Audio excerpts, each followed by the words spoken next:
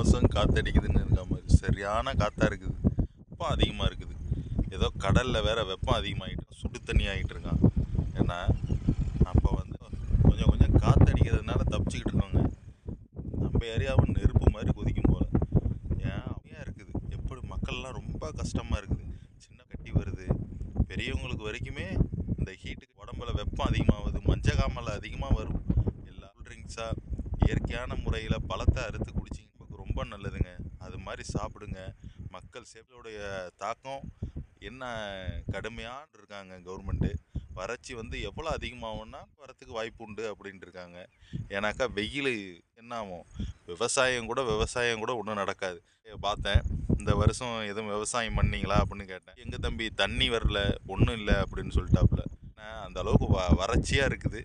தஞ்சை மாவட்டமாங்க, இப்போ திருவாரூர் மாவட்டம். இங்கேயே அப்படி நான் நிற்கிற இடத்துல எல்லாமே சும்மா ஃப்ளாட்டு போடுறதுக்கு தான் போட்டு வச்சுருக்காங்க.